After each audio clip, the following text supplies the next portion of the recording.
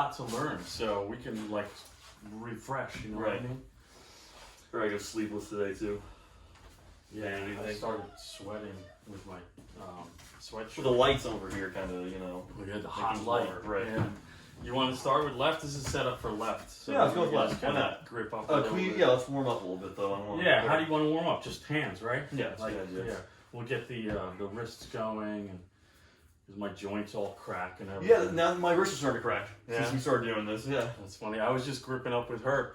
She was sitting on the couch, and I was like, "Here, let me show you something." And we started, and all of a sudden my wrist was like, and she started laughing at me. And I'm like, "Yeah, that's funny, right?" Yeah. So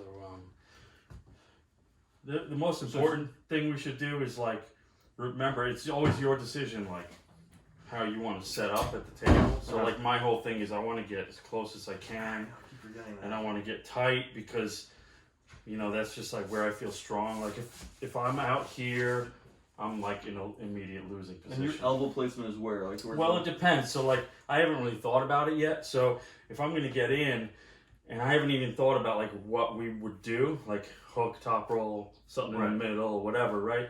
But like if I want to like stay in tight, and based on like how I meet you at the table in the middle, I tend to stay at the front of the pad because I want to get in tight and I want to like. As close as you can. Yeah, because like if I was really girthy, right, and if I was like here and this was tight for me, I would probably be more in the middle of the pad. But because I'm so slim, I feel more careful in the middle. I feel more, you know. Yeah, it's probably better for you because look, you look pretty tight even in the middle, whereas I want to be like this. And then like, so now that we're pretty like set up in general, right? Then we can talk about hand position. So we're in the middle. I want to feel like, yeah, that feels good. Yeah. And then let's warm up our wrists, get the blood flowing. Try to do like really big circles. There you go. That's pretty nice and extreme. Get those forearm muscles all firing. You don't feel any pain in your elbows or anything, right? No. Should I? No, it's just that some people do just from injuries from the gym or from pulling like this for a long time. They get elbow. Let's go backwards now. Like, yeah. Sometimes my tendons, but it's like I'm doing it a lot on the bench presses. Yeah, well, that's what it is. Like, if you have tendonitis, it'll be in your elbow. Yeah.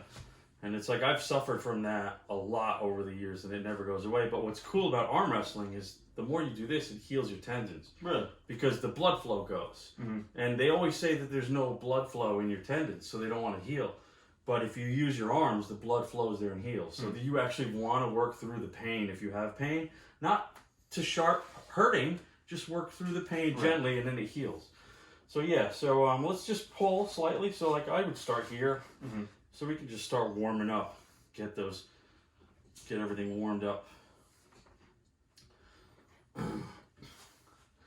Yeah, so I still feel comfortable, you know, and it's like putting tension on there though, gets you kind of exactly. And then like here's where you start to decide like where do I want to reach around, feel your opponent's weaknesses and strengths. So you want to avoid your opponent's strengths.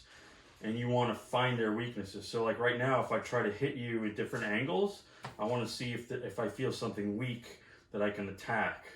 And so far, I really haven't decided on anything. And I'm still like getting warmed up now. But I'm thinking, instead of going into a hook, because I don't feel like I'm a good hook guy. I'm not an inside hook guy in general. Even though Chris isn't here, you know, Chris loves the hook, and he's pretty strong at the hook. Like if I try to hook, that means I got to go fully inside and commit. I don't feel strong in the hook because like my flexor things are not that strong. I'm still trying to develop them. Mm-hmm. My grip is weak. Plus, there's no telling me you're gonna do it, so you know. Yeah, like there's a hook that you can commit to if you're weak. Like let's say if I don't want to go full inside hook. So remember we talked about hook and top roll. Hook would be inside, and inside means you're going in, right? So you're playing inside the table. Whenever you're going outside, it means you're pulling away from the table, and now this is an outside move. So there's a very slight difference between in and out, but when you're training, you want to go in, and then you want to pull out, and like play with going in and out so that you understand the difference. And like if I want to go in, I can go in on a hook type thing with you, but then like while I'm hooking, I can kind of start pull and go out a little bit, so somewhere in the middle. Yes, this feels pretty good. I can feel my my flexor muscles already. Like my tendons hurt already from that. Like I suck at that. Like I have a weak grip. Like if I try to do deadlifts. Yeah, I'm not great with those either. Yeah? You do deadlifts regularly though? No, I don't. I haven't done it in a while. I wasn't good at them, but ended up hurting my back. I kind of stay away from it. Oh, really? Yeah. Like your lower back? Or? Yeah. Interesting. Is it a disc thing or? I don't know. I just had a pension. It just fucked me up for a few days. Oh, so it might have been just a muscle pull. Right. Yeah. That's tricky. Yeah, that feels pretty good. I'm getting kind of warmed up and pumped up and tired. But then then if I try to top roll pull you, I'm trying to open up your hand. So that feels good. That feels strong. And see how now I'm pulling up on you? So now I can go up here and now I can try to pin because I got leverage on you. Right. So that's pretty good. Yeah, that feels pretty nice. Yeah, just gotta stretch it out a little bit. Yeah, man, that feels so tight now, right? Right.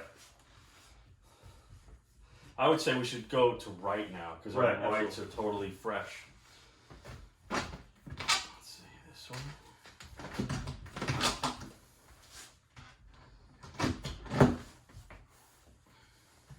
Yeah, it's that way, right? No, to do the angle. You could put it there, but it could go here too. That's fine. The middle position is the default, and that could work either way. But since I don't have the wing nuts in, you can pull these out. I just like to put them everywhere. Oh, and then remember the peg thing. Do you think about the peg a lot? Like really? Yeah. I mean, like in terms of pushing and pulling on the peg. Do you think of that? No. I hold on to it because Yeah. So you should get used to trying to pull or push. Use that to Yeah. So like, let's say if you're gonna go in, right? If you're going in, you're going forward to your opponent, so you actually want to pull on the peg to get you in, right? And if you're going out, you want to push. You want to push, and that'll help you. Yeah. So that's a big component that if you don't use it, you're missing out a lot. I think. And I don't really think about it yet. Me neither. Actually, yeah, I haven't really. I'm just still trying to get used to the idea that your hand has to be there. You know. Right. So yeah, let's get a nice set position. So like I'm gonna be pretty much the way I was on the left. Okay. And yeah, start nice and comfortable, and then go. Oh yeah, we should. I forgot, we gotta warm up. Yeah, like this, we could do like loose and fast. There we go. Yeah, get into the groove. And you'll find all those kinks in the outer reaches of your wrists. My left hand, my left wrist is a bit more cracky. For whatever reason, I don't know why. Yeah, my left wrist is screwed up. When I started renovating that bathroom. Did you hurt yourself or something? Or? I don't know what it was because I was so tired and so fucked up. I couldn't even like play guitar for months. And then when I started playing guitar, my left arm literally couldn't do it. Wow. And it was like painful. And it took me a week just to be able to play guitar again. That was weird. And I still have weird left arm, wrist things from that. But I just deal with it. Because the more you do it, the less you're going to be an invalid, you know what I mean? Right. Maybe that's enough for the wrist. Yeah, so let's see if we can set up. Yeah, good. Alright. That good? Yeah, let's start. Cool. Yeah, same thing. Like, feel around. Yeah. See if you can find a weakness. See, when I try to go hook on you, I don't feel strong at all. So I would avoid that. And then I would kind of try to find something.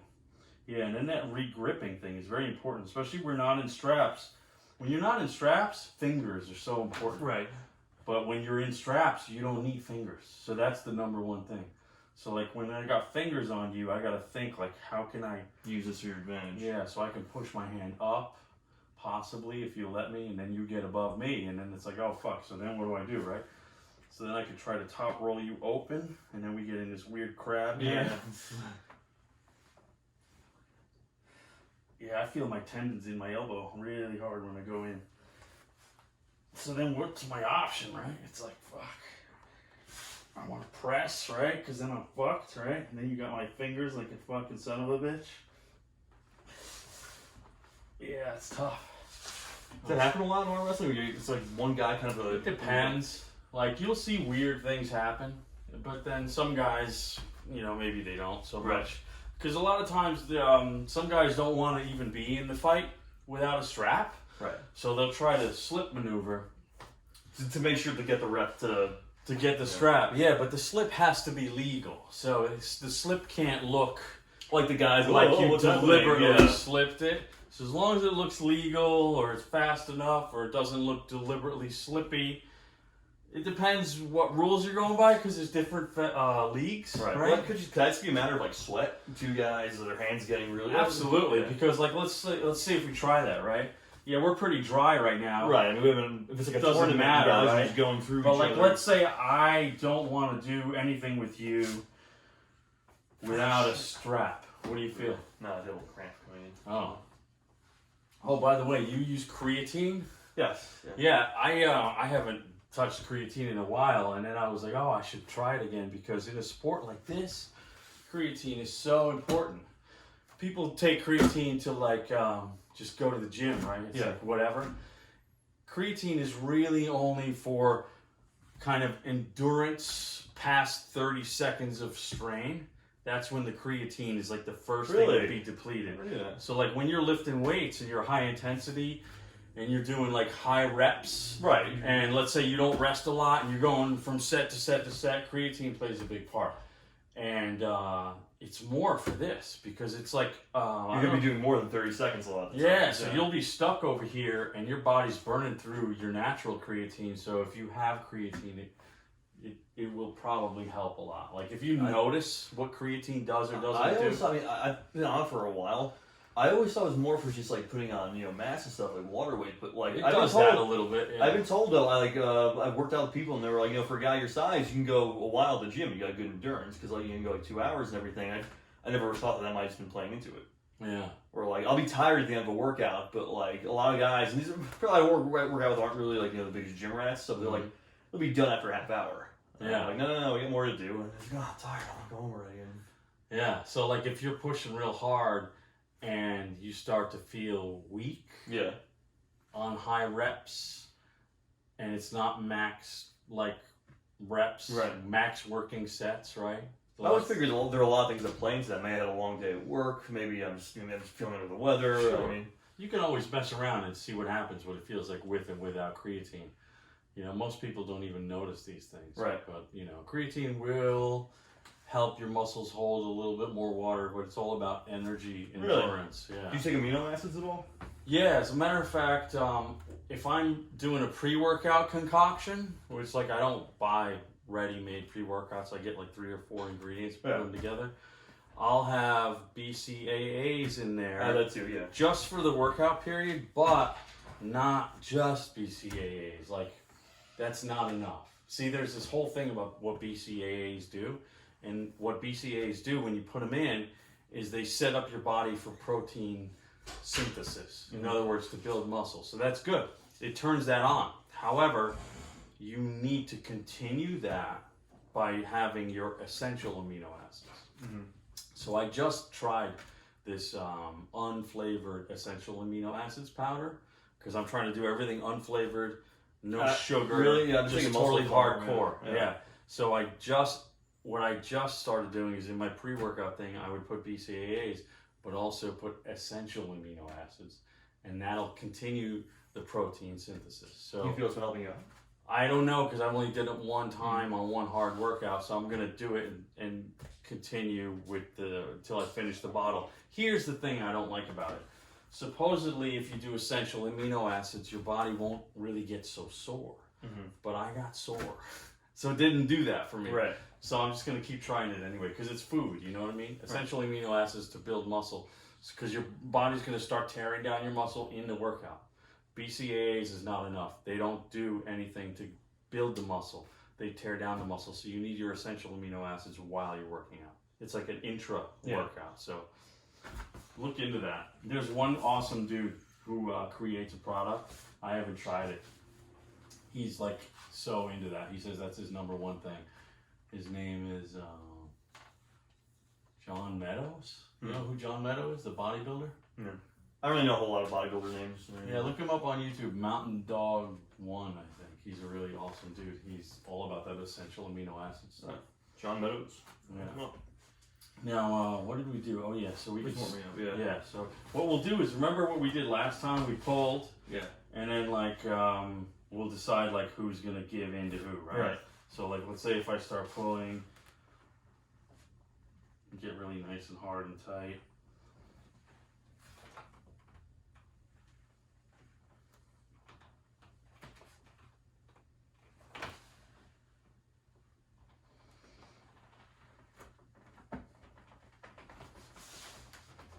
Yeah, see? Giving it back. There you go. Yeah, I feel my bones like moving out of each other's way.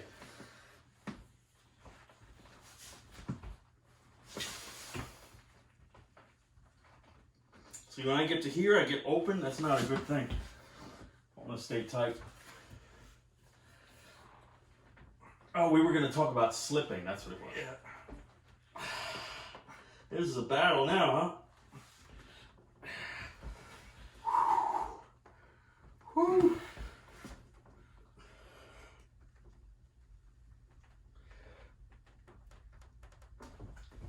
Oh yeah. Yeah, there you go. I keep forgetting to kind of shift my body. That was a nice one.